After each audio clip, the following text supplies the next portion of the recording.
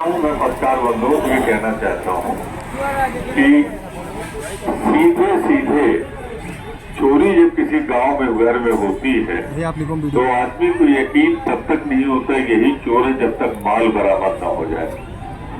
और भारतीय जनता पार्टी के घर से मोदी जी के नेतृत्व में 7,000 करोड़ रुपया इलेक्टोरल बॉन्ड का बरामद हुआ है, माल भी पकड़ा गया है, मुलजिम भी सामने है। फैसला आप सभी को करना है और ये फैसला होना चाहिए, ये फैसला होना चाहिए कि जिन्होंने देश को लूटा है हम उनको बदलेंगे। तख्त बदल दो, ताज बदल दो, इन बेईमानों का ये सोच के आपको आगे चलना चाहिए। हाँ, भेज दो। बात करोगे 2012 में आपको यहाँ से हटाकर रायबरेली का इंचार्ज नहीं बनाया गया होता तो 2019 में हम कभी चुनाव नहीं हारते। मैं सही कह रहा हूँ, क्योंकि जितना आप अपने को जानते हैं उतना आप पड़ोस होने के नाते मैं भी जानता हूँ। किशोरी लाल जी का दरवाजा हमेशा खुला रहता था, कोई इनको पकड़ लेता था और फिर उसके बाद ऐसे लोग बैठाल दिए गए जिनसे कार्यकर्ता नहीं मिल पाता। तो आप किशोरी लाल शर्मा को नहीं चुनोगे, कार्यकर्ता को चुनोगे, ये मैं आपसे वादा करता हूँ। एक वॉलंटियर इसलिए आपसे अपील करने के लिए आया। मैं एक अच्छी खबर सुना के आपको अपनी बात शुरू करना चाहता हूँ। 2 राउंड का चुनाव हो गया है, तीसरा राउंड का 1 घंटे 1.5 घंटे बाद पूरा हो जाएगा।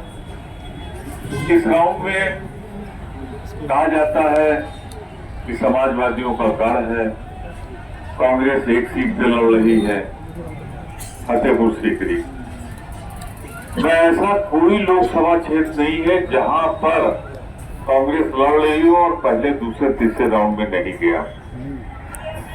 मेरा अनुभव है 44 साल। मैं बोलता हूं तो समझ जाता हूं कि सामने वाला यहाँ है या यहाँ नहीं है, समझ रहा है मेरी बात की समझना नहीं चाहता है। अब की माफ करना समाजवादी भाइयों, कांग्रेस में तुमसे ज्यादा जनता लड़ रही है भाजपा सरकार को। एक अंडर करंट है जो पहले हवा बना, फिर उसके बाद लहर बनी और तीसरा राउंड आज खत्म होगा। देख लेना तूफान बनकर ये छा जाएगा और आज जब पूरा होगा आधे से ज्यादा हिंदुस्तान की पार्लियामेंट भर चुकी होगी और वहां दिखाई पड़ेगा इंडिया गठबंधन, इंडिया गठबंधन, इंडिया गठबंधन। आखिर क्यों जनता में इतना गुस्सा है? मैं दावे से कहता हूं कि जितने वायदे मोदी सरकार ने किए थे जो जनता से जुड़े थे वो भी नहीं पूरे हुए। आप करो, नारा याद करो, 15 लाख रुपया तो यूं ही लाके आपकी जेब में डाल देंगे। पूरा हुआ? जिसको मिला हो बता दो यार। खत्म। 38 साल की सबसे बड़ी बेरोजगारी और जनता जहां छला हुआ महसूस कर रही है। एक नारा लगता था इनका, बहुत हुई महंगाई की मार, अब की हाँ ठीक है। तो मैं सिर्फ इतना कहना चाहता हूं, इन्होंने कहा था किसान की फसल दुगनी करेंगे, प्रॉफिट दुगना करेंगे। आज क्या हुआ? आप देखो, अगर तो किसान जितना लागत लगा रहा है, जब फसल बढ़ती है तो मेरा घर तो बगली में ना आपके, हमारे यहाँ रात रात भर किसान ताक रहा है फसल। आप बताओ क्या भाजपा के पहले भी कभी समस्या थी? तो यह तो आपके सामने 2 ही विकल्प है, मेहनत आप करो, फसल भाजपा चलाए, या भैया ऐसा भाजपा को चढ़ लो अब की 10-20 साल उभरने न पाओ, ऐसा चाहिए चुनाव में। ये फैसला करना और हमारा वादा है कि हमारी सरकार आएगी तो जानवरों की समस्या हम वैसे ही हल करेंगे जैसे छत्तीसगढ़ में हुआ। वहां पे जानवर जिसके घर में बूढ़ा हो जाएगा उसके हिसाब से उसको हर महीने मुआवजा दे देंगे, तो कोई उसको छोड़ेगा नहीं। मुआवजे के लालच में उसकी ये छत्तीसगढ़ में हम लोगों ने करके दिखाया है और ये राहुल गांधी का सपना है। जो कहना चाहता हूँ, अभी मैंने आपसे कहा भ्रष्टाचार की बात करते थे। भ्रष्टाचार में आप देख लो, माल बरामद है 7,000 करोड़, किसने दिया है? अरे इसमें उसने दिया है, उसने दिया है जिसने आपके यहाँ वो वैक्सीन लगवा दी है जिस वैक्सीन से लोग आज मर रहे हैं। ये तो छुपा रहे हैं, लेकिन इंग्लैंड की अदालत में ये साबित हो गया है कि ये वैक्सीन जो लगी है ये नहीं लगनी चाहिए थी, इसके घातक परिणाम हो रहे हैं। लोग चले जा रहे हैं, गिर रहे हैं, मर रहे हैं। शादी ब्याह में जा रहे हैं, गिर रहे हैं, मर रहे हैं। एक्सरसाइज कर रहे हैं, गिर रहे हैं, मर रहे हैं। तो सबके लिए माफ कर देना, लेकिन गलत वैक्सीन लगाने के लिए इन भाजपाइयों को कभी माफ मत करना। अगर आप माफ कर दोगे तो ऊपर वाला भी आपको कभी माफ नहीं करेगा। मैं आपसे कहना चाहता हूं, ये कोरोना आया नहीं है, कोरोना हवाई जहाज में भर के मोदी लाए।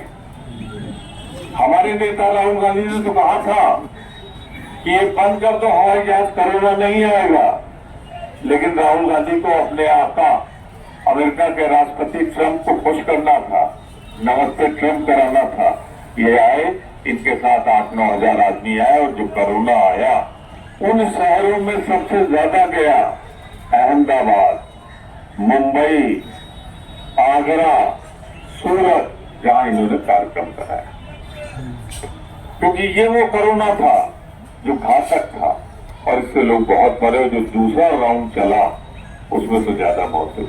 तो मैं एक सवाल पूछना चाहता हूँ, मेरा बगल में क्षेत्र है, मेरी उम्र ज्यादा बड़ी है स्मृति ईरानी जी से। मैं तो जहां खत्म हुआ मैं लगातार क्षेत्र में आता रहा। राहुल जी भेजते रहे आपके लिए दवाइयां, पर स्मृति ईरानी जी ने क्या भेजा आपसे?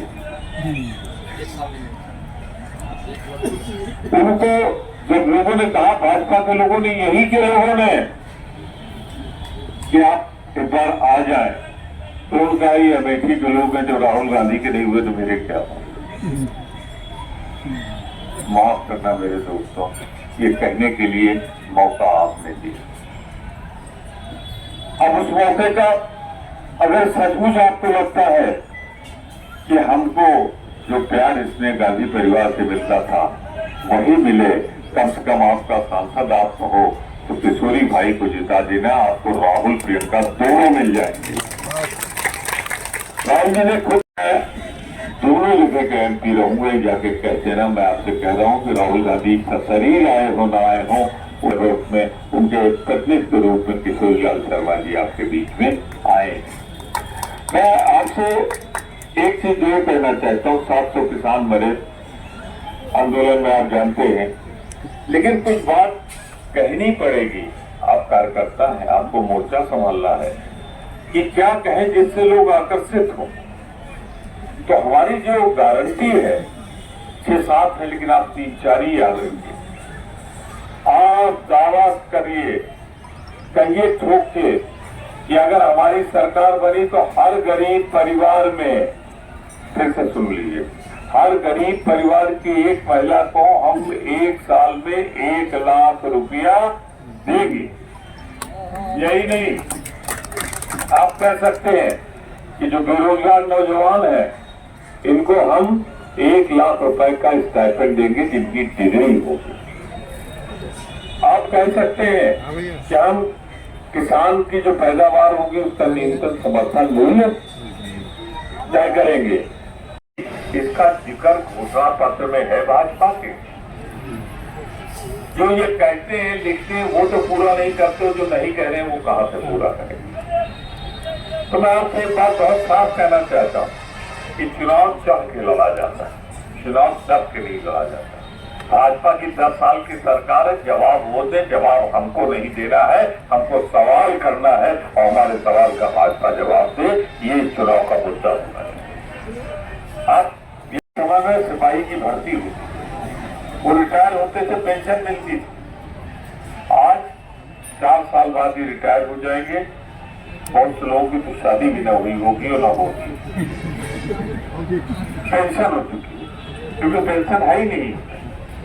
किसी जगह के लायक नहीं रहेंगे, वो रेस हो चुके होंगे और इनको कहीं वरीयता नहीं मिलेगी, प्राथमिकता नहीं मिलेगी। अब आपसे एक सवाल हो सकता है, कोई भाजपाई पूछ बैठे कि भाई आप तो कह रहे हो कि आप कर्जा माफ कर देंगे, आप कह रहे हो हम महंगाई रोक देंगे, आप कह रहे हो महिलाओं को 1 लाख रुपया देंगे, आप कह रहे हो कि हम बेरोजगार नौजवान को 1 लाख रुपया देंगे, 8,000 रुपया महीना, ये पैसा कहाँ से लाओ? तो सुनो मेरा जवाब, ये राहुल गांधी का जवाब है, प्रियंका गांधी का जवाब है कि तुमने राज्यसभा और लोकसभा में दोनों जगह इन्होंने लिख के दिया है कि 16 लाख करोड़ इन्होंने माफ किया है अडानी का, अंबानी का, स्वाइप लोगों।